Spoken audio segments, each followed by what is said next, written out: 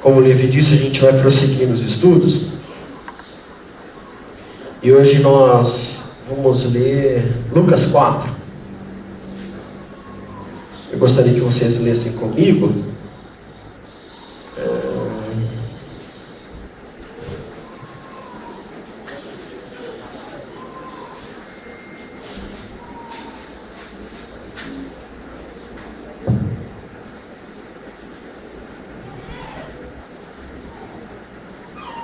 Nós vamos começar no capítulo 4, no 16.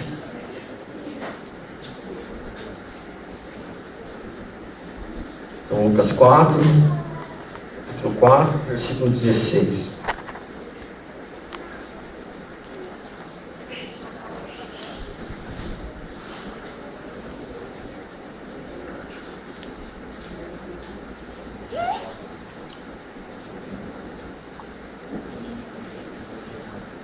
E chegando a Nazaré, onde fora criado, entrou num dia de sábado, segundo o seu costume, na sinagoga, e levantou-se para ler. E foi-lhe dado o livro do profeta Isaías, e quando abriu o livro, achou o lugar em que estava escrito: O Espírito do Senhor está sobre mim, pois que me ungiu para evangelizar os pobres, enviou-me a curar os contritos de coração, a proclamar liberdade aos cativos e restauração da vista aos cegos, impor em liberdade os oprimidos, anunciar o ano aceitável do Senhor. E cerrando o livro, e tornando a dar ao ministro, assentou-se. E os olhos de todos na sinagoga estavam fitos nele. Então começou a dizer-lhes: Hoje se cumpriu esta escritura em vossos ouvidos. E todos lhe davam testemunho e se maravilhavam das palavras de graça que saíam da sua boca, e diziam: Não é este o filho de José? E ele lhes disse: Sem dúvida, me direis este provérbio: Médico, cura-te a ti mesmo. Faze também aqui na tua pátria tudo que ouvimos ter sido feito em Cafarnaum. E disse: Em verdade vos digo que nenhum profeta é bem recebido na sua pátria. Em verdade vos digo que muitas viúvas existiam em Israel nos dias de Elias, quando o céu se cerrou por 3 anos e 6 meses, de sorte que em toda a terra houve grande fome. E a nenhuma delas foi enviado Elias, senão a Serepta de Sidom, uma mulher viúva. E muitos leprosos havia em Israel no tempo do profeta Eliseu. E nenhum deles foi purificado, senão Naamã, o sírio. E todos na sinagoga, ouvindo essas coisas, se encheram de ira.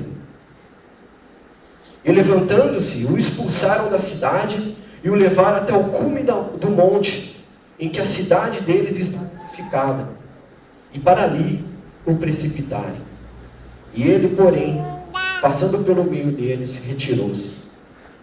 Deus Pai, nós te damos graças por essa manhã, pela oportunidade de refletirmos nas suas sagradas escrituras,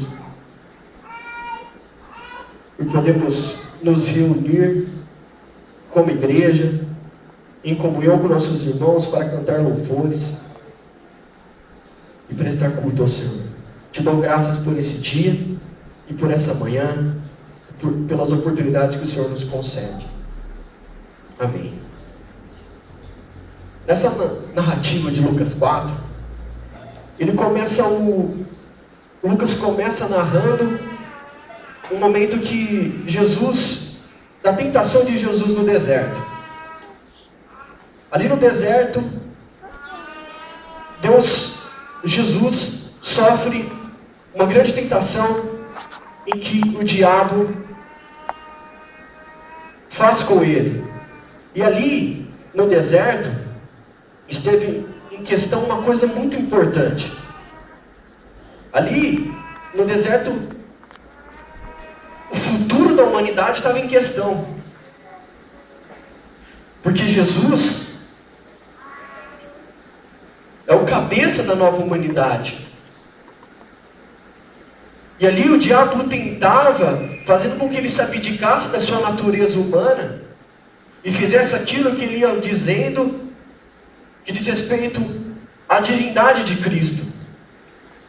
No entanto, Jesus venceu o diabo ali em sua plena condição carnal. Na sua fraqueza carnal, Jesus venceu. Ao contrário de Adão, o velho homem, que sendo tentado, Adão e Eva, já ouvi dizer que Adão significa homem e Eva humanidade. Então ali, Adão peca, desobedece a Deus e tem todas as consequências que nós sabemos. No entanto, Jesus vence a tentação ali. E prosseguindo a narrativa, ali no versículo 15, Jesus, pelo poder do Espírito Santo, ele vai para Galileia,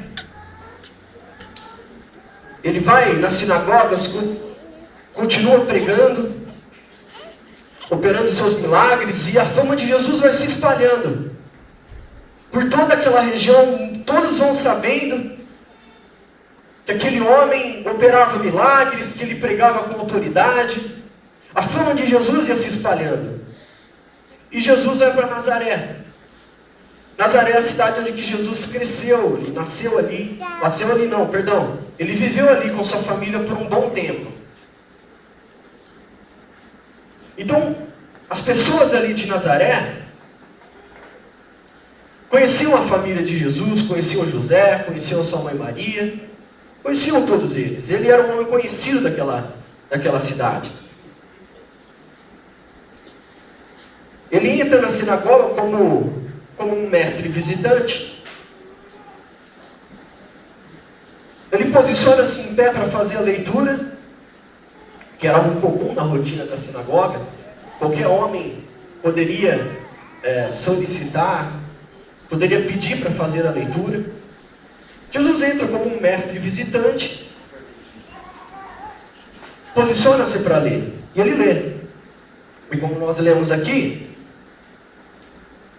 Jesus procurou, Jesus encontrou. O texto fala que Jesus já achou a passagem que ele leria. É interessante notar isso. E Jesus, achando a passagem, ele lê: e o Espírito do Senhor é sobre mim, pois que me ungiu para evangelizar os pobres, enviou-me a curar os quebrantados de coração, a pregar a liberdade aos cativos, e restauração da vista aos cegos, a pôr em liberdade os oprimidos, a anunciar o ano aceitável do Senhor. Esse texto, lido por Jesus, descreve o ministério do Messias. E o interessante notar que nessa leitura de Jesus, o denominador comum dessa boa nova, dessa boa notícia, desse evangelho que é lido, o denominador comum dessa boa nova é a libertação de qualquer espécie de opressão. Como vocês podem observar, ele cita os cegos. Então, uma libertação física. Ele cita também os pobres, numa perspectiva econômica. Na política, os cativos. E somando a tudo isso, preso, todos os tipos de preso. Os cegos, todos os tipos de cegueira. E opressões de todos os tipos. E nesse ato de Jesus ler essa passagem, ele não lê um texto qualquer das Escrituras. Ele não lê um texto qualquer do rolo. Ele não vai na sorte e pega um texto qualquer. Ele escolhe, ele procura, ele encontra. E ele não lê um texto qualquer, ele lê o seu texto. Ele lê um texto que diz respeito à sua pessoa.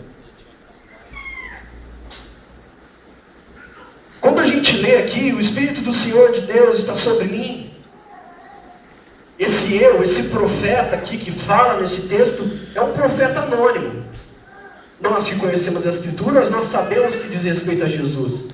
Mas naquele tempo em que se lia, em que se lia na sinagoga, em que as pessoas liam, é um profeta anônimo, digamos assim.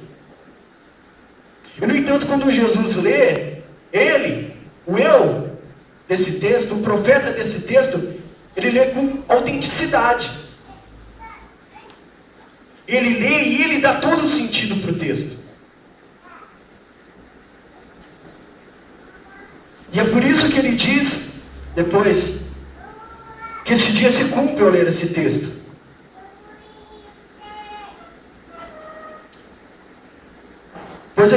Depois que ele termina de ler, ele se assenta, e como é de costume, Jesus, ele se adapta ao ritual. Ritual segundo esse em que a pessoa se posicionava em pé para fazer a leitura, entregava ao ministro e sentava-se para comentar. Era algo comum, e Jesus se adequa ao ritual. E sentando-se para comentar, ele diz: hoje se cumpriu esta escritura nos vossos ouvidos.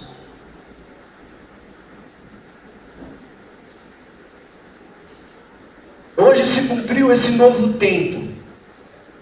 Hoje se cumpriu esse novo momento. Esse tempo de Deus chegou. Tempo esse em que as pessoas alcançariam salvação por meio da fé sincera em Cristo. Receberiam a salvação, a vida eterna, ao receberem as suas palavras com fé. Hoje se cumpriu, hoje chegou a era da graça, é uma nova oportunidade. Hoje se cumpriu. E percebe-se que Jesus suprime a frase final, em que diz o dia da vingança. Jesus suprime essa parte, ele não lê, porque essa frase diz respeito à sua segunda vinda. O termo grego aqui, usado em tempo aceitável, ano aceitável, ele significa mesmo aceitável, bem recebido. É um tempo bem recebido, um tempo bem aceito. Um tempo agradável. E não diz respeito a um ano de 12 meses, como podemos supor ou podemos imaginar. Mas ele diz respeito a um período que corresponde à era messiânica.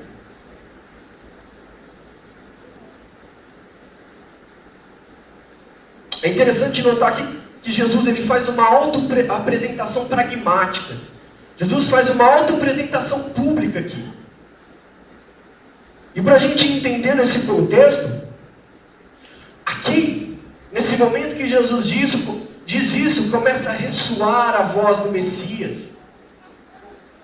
A voz do Messias, Jesus se apresenta ao público. Jesus se denomina o Messias. E isso tem um impacto tremendo aos que ouvem. Porque Jesus, apesar de ter crescido ali, de ser conhecido, Jesus não era reconhecido como tal, como o Messias. Muito embora a fama dele se espalhasse como um mestre, como quem, pregando nas sinagogas, pregava com autoridade, que curava os enfermos, Jesus não era reconhecido como o Messias. No entanto, quando ele lê, e diz hoje se cumpriu, ele se auto-apresenta publicamente. E segundo a composição aqui de Lucas, ou seja, a maneira como ele escreve o Evangelho, Jesus até então tem agido só. Porque, pelo que podemos perceber, os discípulos ainda não estão com ele, pela maneira como Lucas escreve, como Lucas compõe o seu Evangelho até aqui. Jesus está agindo só. Ele vai nas sinagogas, sozinho, pregando, ele passa, ele cura, ele chega em Nazaré, na sua cidade em que ele cresceu, e faz essa leitura e essa auto-apresentação. E aquelas pessoas que estavam ali ouvindo, se vocês lembrarem bem na leitura, diz que quando Jesus se senta para comentar, as pessoas fitam os olhos nele, ficam fixadas nele. elas ficam olhando para ele, esperando o que ele poderia falar. E elas se admiram com a palavra de Jesus. O Lucas, ele descreve, e Lucas, às vezes, ele é meio dramático na maneira de escrever, e você vai perceber isso, como ele lança os detalhes, como ele se propõe na sua escritura a ser um historiador grego. Os detalhes que ele coloca, a maneira como ele constrói, o próprio livro de Atos mostra muito isso, os detalhes que Lucas traz, e o cenário, não que ele cria, mas que ele observa o cenário, e ele compõe a sua narrativa dessa maneira. As pessoas ficavam com os olhos fitos, eles se enchiam de ira, de raiva.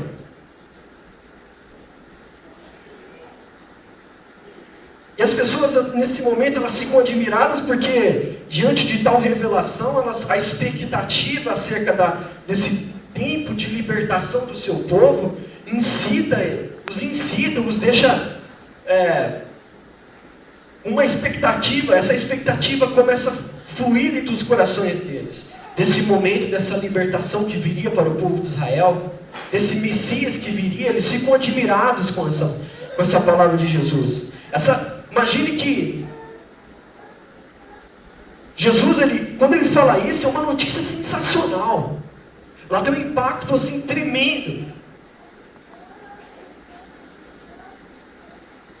Ela causa estupor, causa uma grande surpresa, um entusiasmo em todos que ouvem.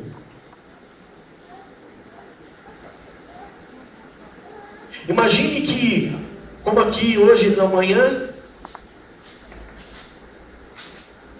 assim ainda são lidos os versículos, os textos nas sinagogas, mas imagine que fosse uma sinagoga aqui, ou um templo como é esse, e entrasse aqui um mestre visitante, alguém que não fosse do nosso meio, mas o conhecíamos, que a gente ouvisse falar da sua fama por aí, que ele prega com autoridade, que ele opera milagres.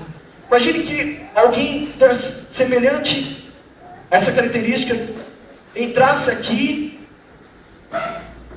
subisse nesse lugar, pegasse as escrituras aqui e lesse uma passagem das escrituras, e lendo, ele fizesse um comentário que nos fosse revelador. Imagina que alguém entrasse e fizesse isso e nos trouxesse uma profecia, algo que estivéssemos esperando há muito tempo, algo que mexesse com todos os nossos corações, com toda a nossa expectativa. Entrasse e fizesse isso. É certo que ficaríamos até admirados, ficaríamos até com expectativa, mas ainda assim, o que é narrado aqui é muito superior a isso. Porque nós não temos, até porque não somos judeus, parece que é até difícil de entender essa expectativa quando a gente não está no meio dela, quando a gente não faz parte, quando não é da nossa cultura. Mas para o povo judeu isso aqui representava uma expectativa, uma esperança que diz respeito à história deles. A vida do judeu era esperar o Messias. E nós sabemos que o povo judeu naquele momento ali, o Império Romano estava estabelecido. Então a expectativa acerca do Messias era muito grande. Então eles ouvem, eles ficam admirados.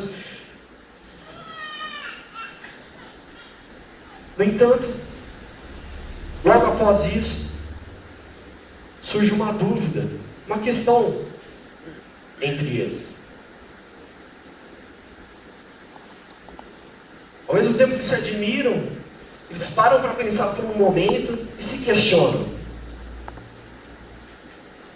Espera aí, esse que está falando não é o filho de José, o carpinteiro? Não é aquele moço que trabalhava com seu pai ali na carpintaria? Menino que cresceu aqui no nosso meio, conhecido entre nós. Conhecemos sua família, conhecemos Maria, conhecemos José. Sua família vive em nosso meio.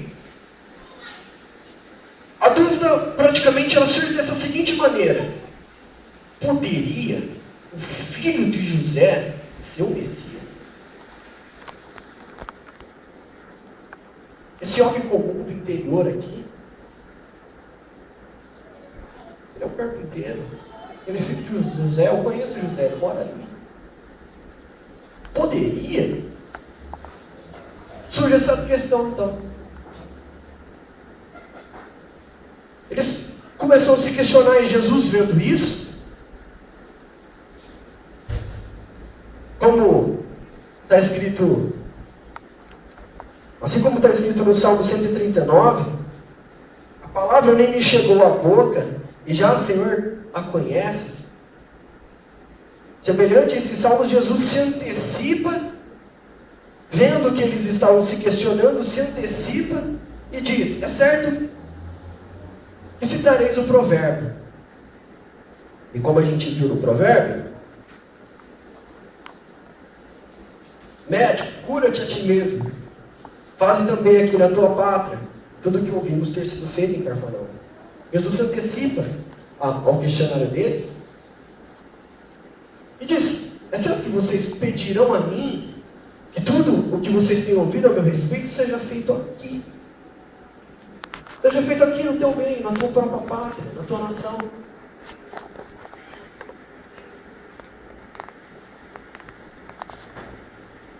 E Jesus prossegue dando dois exemplos, o de Elias e o de Eliseu. Ele cita o caso da viúva de Serepta, em que, embora houvesse muitas viúvas naquele tempo esse muito difícil, em que toda a terra tinha fome, Elias, enviado por Deus a socorrer uma viúva de Serepta de Sidom. E ele cita um outro exemplo, que é o exemplo de Eliseu. Ora, nos tempos de Eliseu havia muitos leprosos. No entanto, no tempo de Eliseu, Deus o envia e lhe purifica um leproso chamado Naamã, um sírio.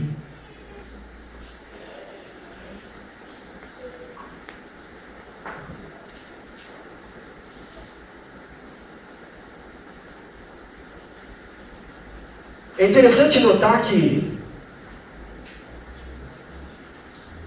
como toda dúvida pede uma prova. E provas havia. A fama de Jesus era conhecido pelos milagres que fazia. E nesse caso aqui em Nazaré, prevaleceu a incredulidade. É interessante notar que os escritores dos evangelhos, quando fazem menção a Jesus, e a gente pode observar que Jesus volta 2 vezes a Nazaré, nesses 2 casos, eles enfatizam a falta de fé desse povo, a incredulidade deles. E mais uma vez aqui nessa leitura a gente vê que prevaleceu a incredulidade. E Jesus então se antecipa, cita o provérbio, usa os exemplos de Elias e de Eliseu.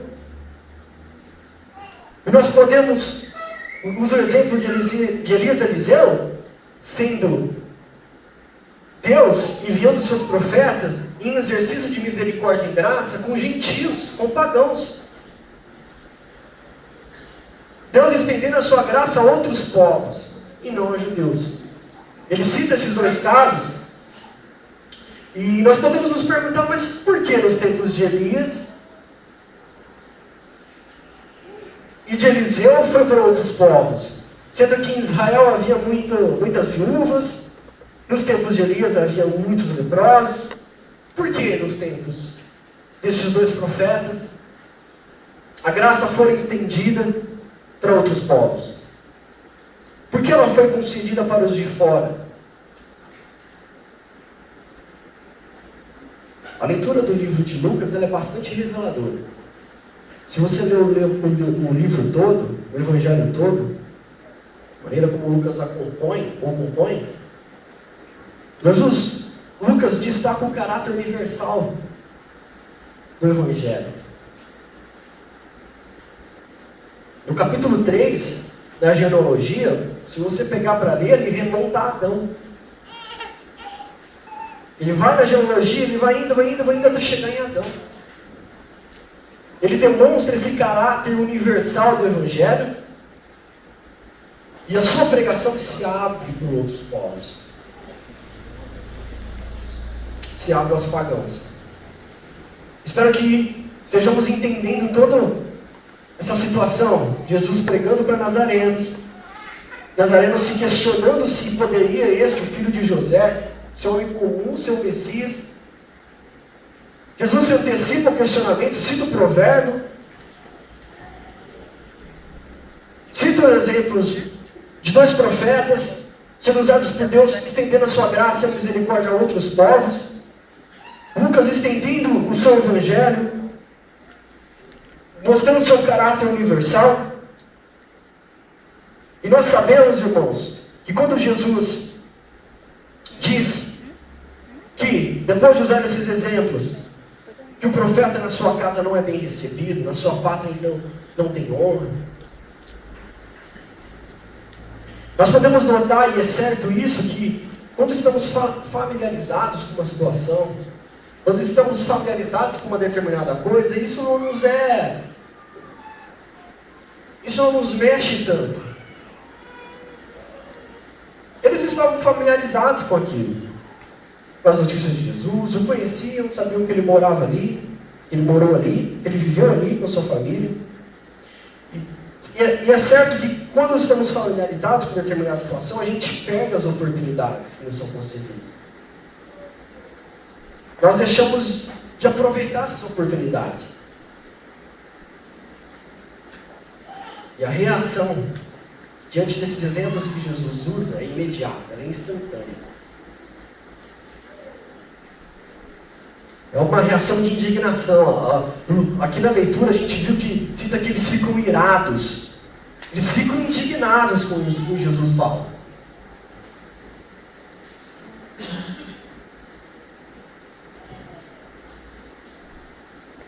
E sabe por quê, irmãos? Porque quando Jesus faz essa citação, ele se coloca como um também dos profetas que fora rejeitado. Ele se põe também nessa situação de profeta rejeitado, que não é bem recebido na sua casa, que é rejeitado pelos seus. Ele faz questão de enfatizar a graça de Deus dispensada a outros povos. Os nazarenos se enfurecem, ficam indignados, irados. Porque você pode concluir, Jesus dizendo isso, ele estava dizendo assim: caso vocês também me rejeitem o Evangelho, rejeitem o meu ensino, a graça de Deus vai ser estendida aos gentios. E Jesus, sendo rejeitado, seria também como esses profetas enviados a outros povos. Eles ficam enfurecidos.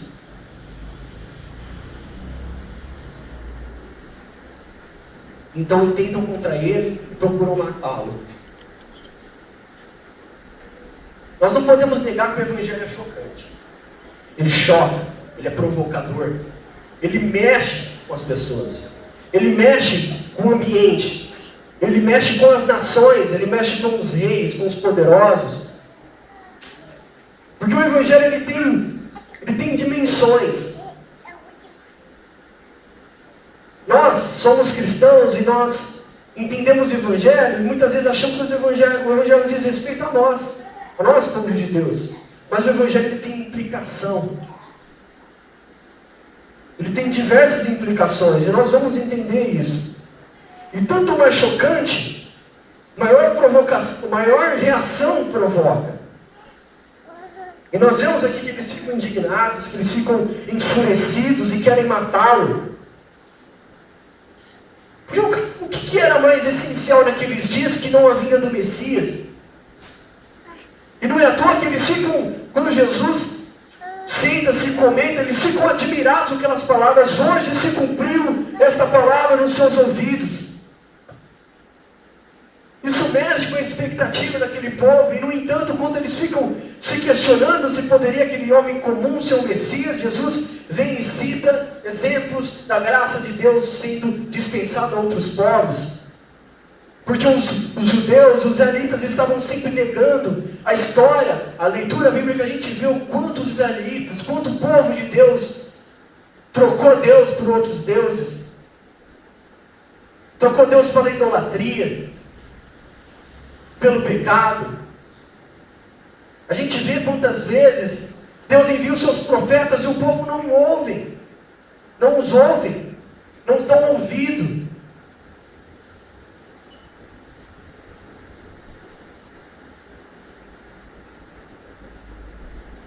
A expectativa em relação à vinda do Messias era tremenda. Era um momento libertador. Era um momento que finalmente eles seriam libertos da sua situação, viriam o seu rei.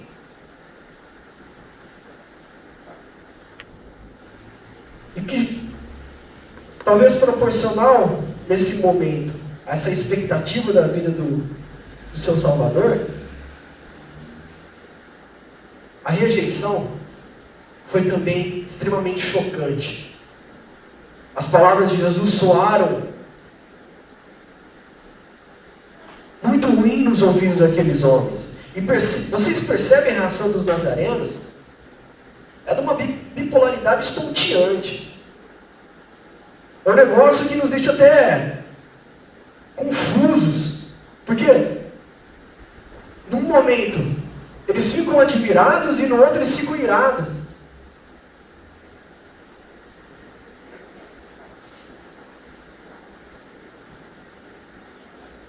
E ela é assim porque a verdade se manifesta. Se manifesta em carne e osso, na presença de todos eles. Então eles o expulsam, levam ao topo do monte, a fim de cometer homicídio, a fim de cometer homicídio. Eles o expulsam ali da sinagoga, o levam para cima do monte para precipitá-lo, jogá-lo de cima desse monte.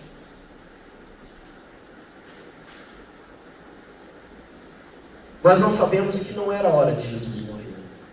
E até seria macabro demais Jesus morrer na sua cidade natal, assim, onde ele viveu. Seria uma coisa até esquisita imaginar isso, um fim desse. No entanto, não era a hora de Jesus, e Jesus sabia disso. E é misterioso a narrativa, mas Jesus consegue passar por entre eles e se retirar. E prossegue fazendo a obra de Deus, indo de cidade em cidade, pregando.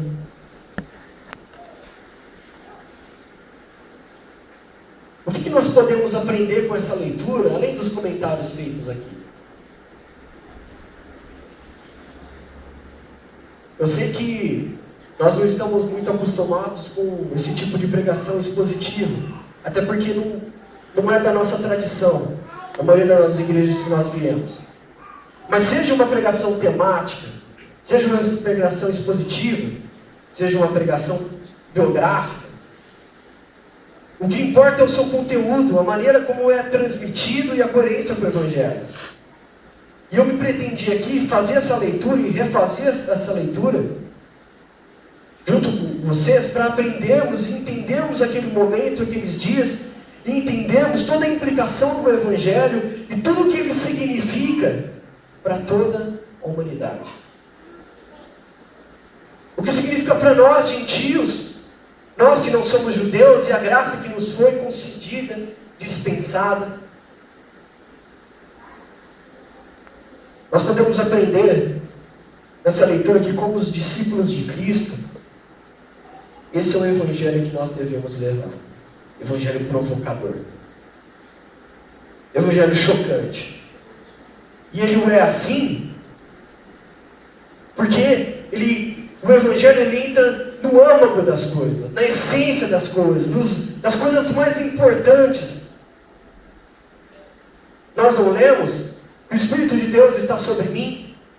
E quando Jesus aqui fala o Espírito de Deus está sobre mim, essa unção do Espírito diz respeito a uma unção messiânica, a unção do Messias. que estava sobre ele a unção de Deus, a unção dada pelo Espírito Santo, para ele ser o Messias, que ele era o Messias. E é um evangelho provocador, e por ser provocador, ele gera todo tipo de reações. E nós sabemos que gera. Nós vivemos dias em que a igreja se distanciou do evangelho. E quanto mais ela se distancia, mais ela se associa aos tempos. Mais ela se associa às tendências dos tempos. E a gente pode ver que isso não é tão antigo, porque quando a gente olha para as sinagogas, para os judeus ali nos tempos de Jesus, eles estavam intrinsecamente ligados à questão política, questão de poder. E os nossos tempos é diferente.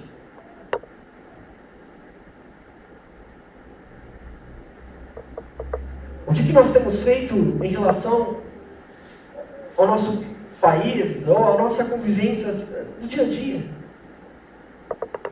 E não falo individualmente, falo como corpo coletivo, né?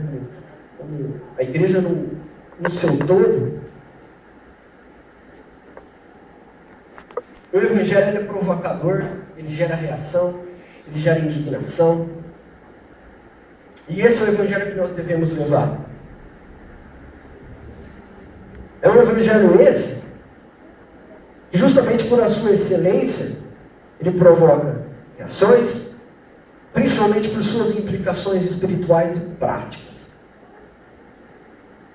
Porque nesse evangelho que nós devemos pregar e praticá-lo, os cegos vêm,